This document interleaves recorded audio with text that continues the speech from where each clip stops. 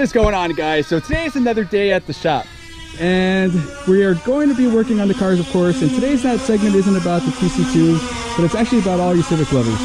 So we're doing something that's not just for the FA1, but in general the 8th gen Civic. And so I'm sure you can hear noise in the background, and you're wondering what it could possibly be. Let's go check it out. So you guessed it, if you haven't by now, it's us making more holes and some more hoods. What's up, dude? What's going on? So here's Gabe doing the unthinkable. Think that we've already cut this poor car up enough. Yeah, just let's cut it up some more. hole in my ship. That's right. So what is it that we're installing here, Gabe, man? Well, the last time we were doing Jason's hood vents on his Scion CC, we did mention that we had some coming for the Mugen replica, which I'm doing. It took about a month to get here. They had ran out of stock. They told me it was going to take about a week and a half or so. Like 3 weeks later, I finally get them. It took a little longer than expected, but it's okay. Quality came out real nice. However, this is USDM. This is for JDM. Original Mugen RR, which has the indentation on the hood, etc. And you just pop the screws in and you're ready to go. I don't have that. So basically we're blowing a hole in my ship, which I've already done. And in a little bit I'll go more into depth as far as how I went about measuring where I wanted the vent to be, etc. But here it is. Here's our lovely hole, and as usual, we measure like 15 times, cut once, and like always, we always cut just a little less than what we need. So now I'm just going back and I'm just kind of refining the edges, and I am cutting with a death wheel, and then I'm coming back with a Dremel just to kind of clean up some of the edges. So how's it fitting? Super shoddy. Well, so far it goes over. I have just a little bit of gappage here, so obviously it's telling me that something else is not sitting right. If I can sit the back flush and the front, it doesn't. Obviously I need to cut a little in the front, which is what I was doing right when y'all got here. So the back sits just fine. The sides still need a little bit of room. Right. And then after that, pretty much it's go into making little small brackets, which we'll get into in a little bit. Right. But overall, it's fitting well. Like I said, guys, measure a ton of times and then cut. Exactly. So, all right, guys. So here's the explanation as to how I measured. Jason's Scion TC2. What we did was we kind of measured for the outside of the hood into the actual skeleton. Now we found the spot where we wanted it to be. Figured, hey, just going to give that a try, and it worked out amazing. But for my Civic, it's a little weird. The actual vent has a curve to it. My hood has a curve to it. But trying to follow a straight line is not exactly easy. Now, if you come on the inside of the skeleton here, you can literally take the vent and press it up against it. Now, of course, you do have some of the glue which sits in here. I took a little blade, I went in along it, and then I cut as much of it as I could so that the vent actually sits right inside of the skeleton. Now, you can't, I don't know if you can see it or not, but there's an actual line, except for that wiggle. But I pressed it against there, I did my mark. Now remember, that's your outside line. So when you remove it, you're gonna have your measurement from here to here, all the way around. These have a real thin lip, which is why we're going way smaller on the hole and then just coming back little by little to refine it. I made my line. I gotta remember that this is my outside line, not cutting that one, but the one on the inside. So I've done that over there. Now to redo it on this side. And so far it's been great. Fitment should be perfect. I shouldn't have to mark 18, 20 different tape lines to do an X and a line across and find the center and blah, blah, blah. My skeleton already has it under the hood. So find my spot, tuck it up under, do your lines, do your cuts. Right. Should be solid. Warn me about that. Sorry. So if you haven't caught on, Gabe is absolutely right. Like mine, I had to go and decide what was the cool side on it. Like where did it sit and how was it cooler? Because I did have a frame like so, but when we actually put the I guess the vents on it, it just didn't have that wow factor. And so what's nice about this FA1 is because of the fact that they're designed to technically have this JDM kind of vent, they also incorporated that into their skeleton. So it almost tells me that their skeleton for both models are exactly the same. It was just the surface of the hood that changed. And so on Gabe's concept, like you said, man, it was a perfect, pretty much follow the skeleton, and yeah, pretty we much. got the key. Yeah. Oh, skeleton key. So I mean, it works perfect. I mean, I followed inside line. That is not cut at all. That's the actual skeleton, how it is. Right. This line here is straight across, and then I had to kind of come in here and just kind of round it off. Of course, like I said, there's still some sharp edges. Right. Which will get cleaned off right now with the Dremel. A little wiggling of it, and it'll come off for the most part. But pretty much now, it's just try to get all that cleaned up and sit the vents in there. Like I said, I am going to make a little bracket. We'll get into that in a little while. But let's get to it. Yeah.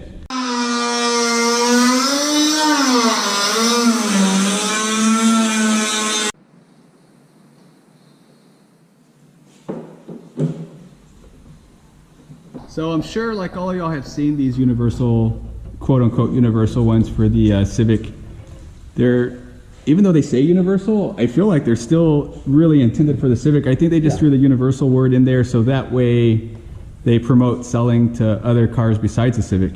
Right. But if you look on the picture on eBay and all that stuff, or even on websites, you'll see that these, even though say universal, all the pictures that they actually show them on are on Civics. On a Civic are 8th gen. So, like Gabe was saying, they were had to be specially made because they were out of stock, and he did have to wait some time. But we're kind of glad he did. Like the thickness of the plastic's real legit. You know, the actual even though you can. If you didn't like the actual grill inserts, which I think are badass, you could always cut them out and put in your own, but they look solid. I kind of wish mine came with this kind of vent design so it keeps out the leaves and stuff.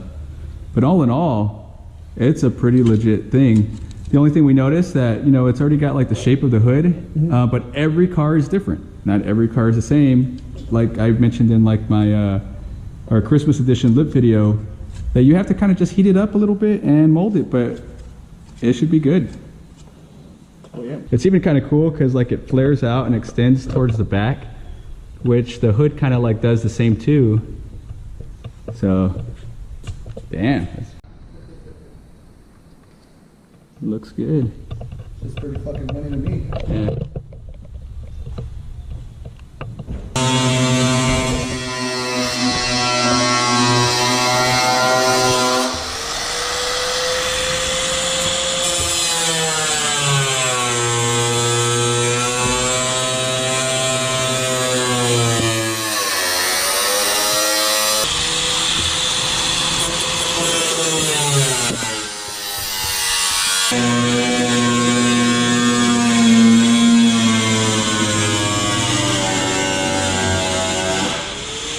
So crazy how that paint bubbles up too a little bit, man.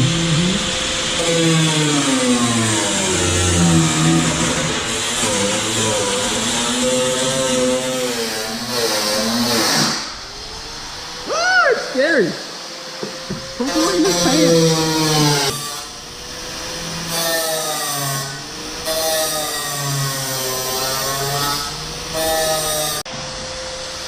Now, if you notice, Gabe is actually taking the time to go real slow and touch up this corner. And that way, because the cuts you have to make are under the line and they're short of the design.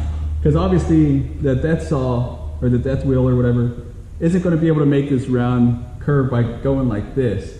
So you have to get really comfortable with this, with the death wheel. So if you're not, I would suggest practicing on like a random aluminum something, a sign or a filing cabinet or some trash of whatever you have around. Because it actually takes a little bit of skill to go and brisk the corners and make the straight cuts to have them equal up without overcutting. Undercutting is always better. But like here in this corner, Gabe had the undercut, and that's what you saw him doing right now, was slowly grinding up against it to make the roundness. And now he'll probably do what, Dremel? Yeah, Dremel. So of course I'll kind of sit the vent in there. I can see the back sits flush already. but the sides don't go all the way down, so that's telling me obviously the sides need to be a little wider. So not a big issue, just little cuts at a time. Right. Like we said, cut, minor little Right. adjustments, nothing crazy. Once that hole's too big, oh, you're done for. Exactly. So what he'll probably do is lightly come here on the side, because you can kind of see like this side looks pretty straight and perfect. This side has to have a little more curvature to it, which I know you can probably see on that side. So this is where he's going to go and slowly take away, because remember, we only have a little bit of lip on that vent. So here's the Dremel.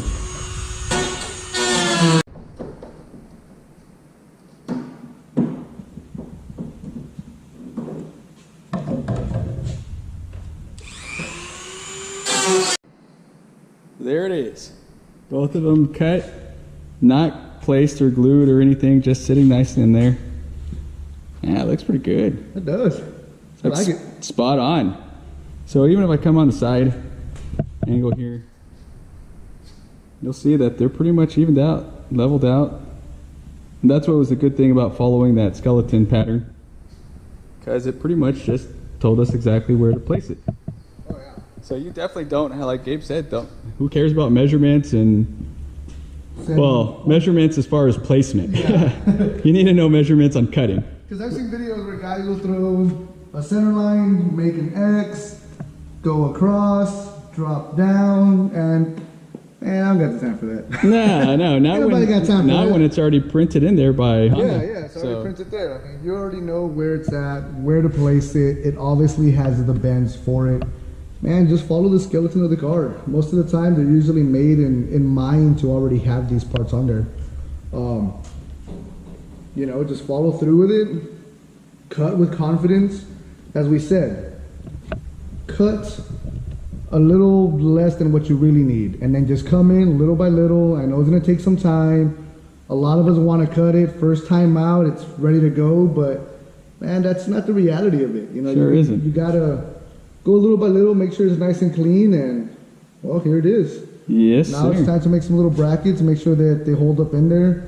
I want to go ahead and seal the edges with some like silicone or just like Gorilla Glue or something. Right. Obviously, I know water's gonna get in through the opening vents, but I just want to try to seal the edges Yeah, just through make the it clean. inside. Yeah, just make it clean.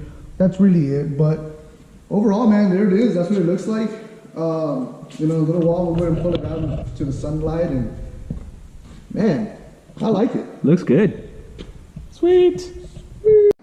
Okay, so bracket time.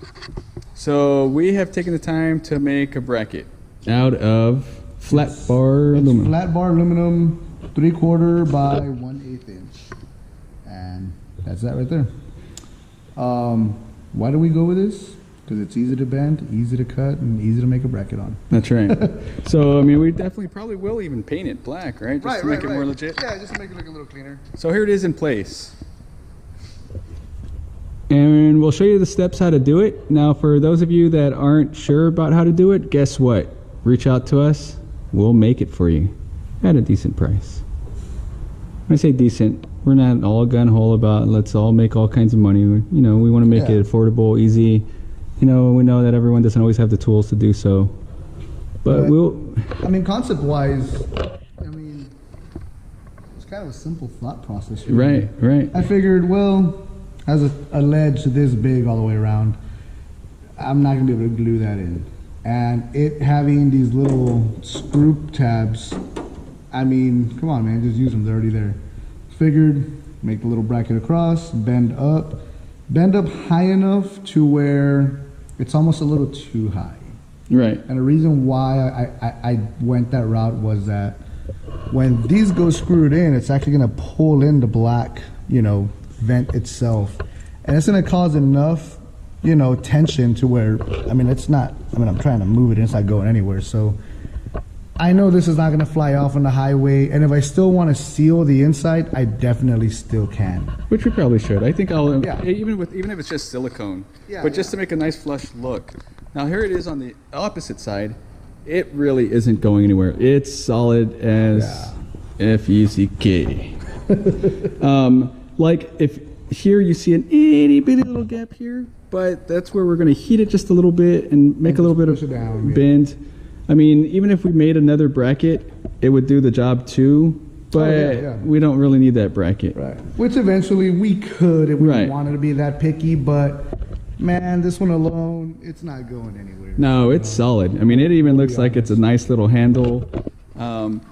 It's not going to create any rattle, no nothing, because of the pressure that's on there. Like at first we were concerned about, maybe we should put a rubber stopper on them, which if we start producing them, we might. Yeah, I mean, even down the road, I mean, if indeed I do start getting some rattle, I mean, it's as easy as taking off these 2 Phillips screws, put a little rubber cap on it, you know, problem solved. Exactly. So, I mean, I'm really not too worried about it. Overall, I'm really happy with how I am too. That's not going anywhere. So let's, you know, just because we're these kind of guys and, you know, we're not all about like, oh, let's keep the secret to ourselves. Yeah. Let's show them how we made it. Because I'll be honest, man, I messaged a couple guys. I won't say names. They were like, figure it out, you know. And, right. You know, when I messaged the company that made these, and I mean, they're out of China, man. You know, order on eBay. I'll be honest, man. I asked them how I can go about it. They didn't give me an answer. Right. They just said, thanks for buying my university. So, I mean, I overall said, you know what, screw it. I'll figure out a way and share it, man. I have no issue with sharing it. You know, 1,000 times people have asked me what my wheel offset, etc. is, and I don't care. You know, I'll let y'all know. Right. You know, same thing with this. You know, that's why we're doing a DIY on how we did it and how you all can do it and how you can go about making sure that you don't lose these on the highway, man. Right. I didn't pay no 50, 60 bucks and then exactly. wait a month for me to get them just to have them fly off, you know.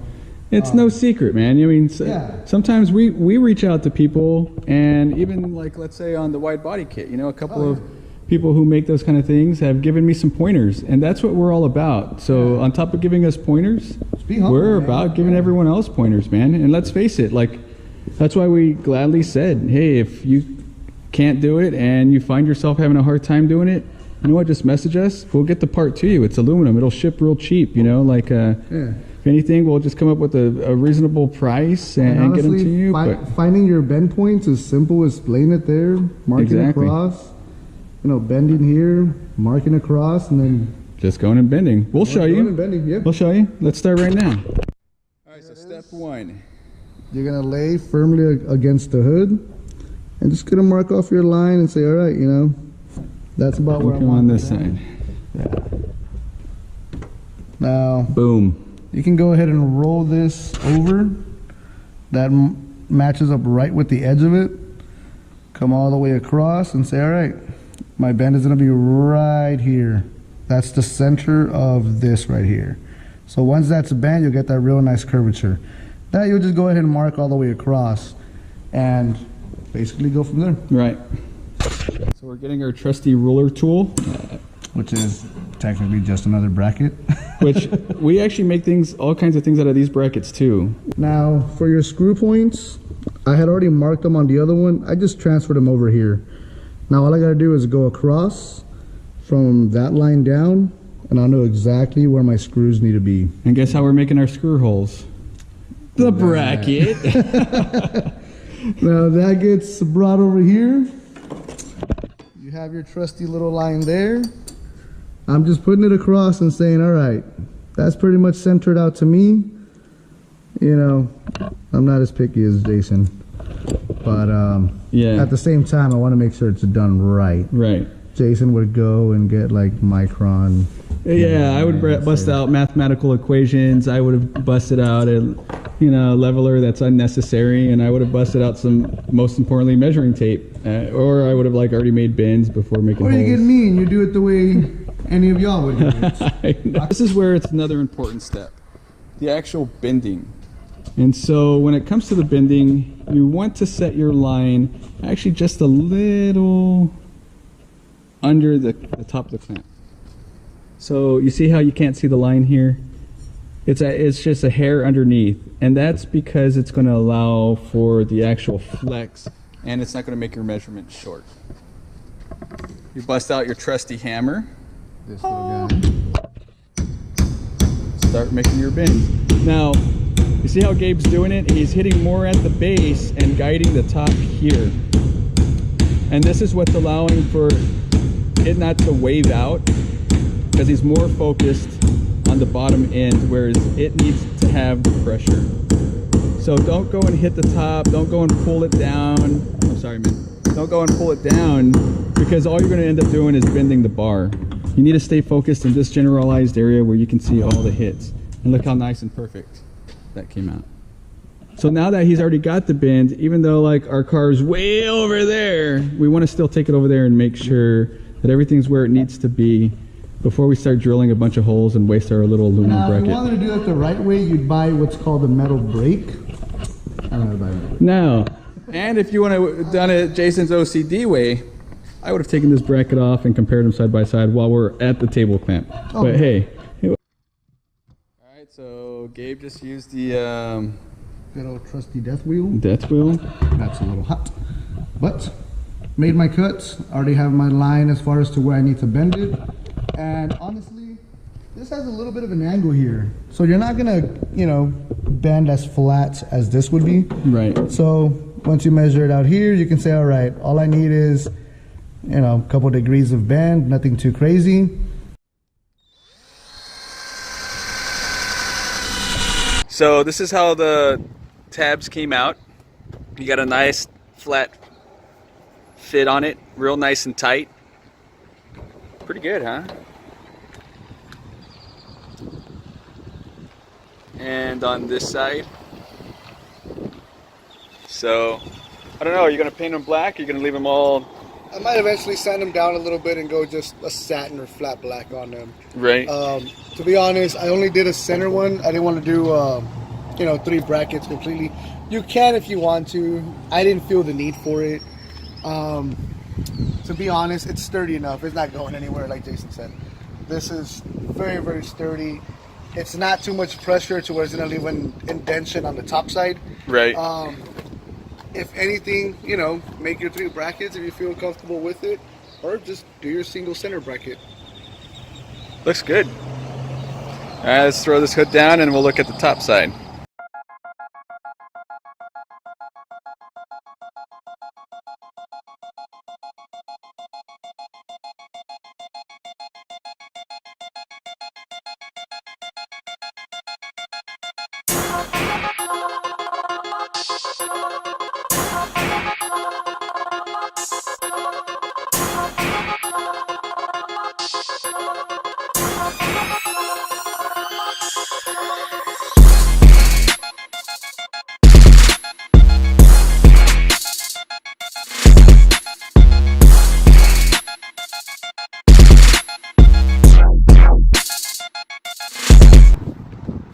Alright, so there it is. All said and done. If you have any questions, hit Gabe up. Message us, Yeah. FA1Gabe6 on Instagram. That's right. Or you can still even message me too, and I'll try to BS my answers about the FA1. So hit a thumbs up, hit subscribe. We're going to do more stuff to this ride. Throw a like. Help us out. Get 1,000 subscribers. And keep in touch. You guys take it easy.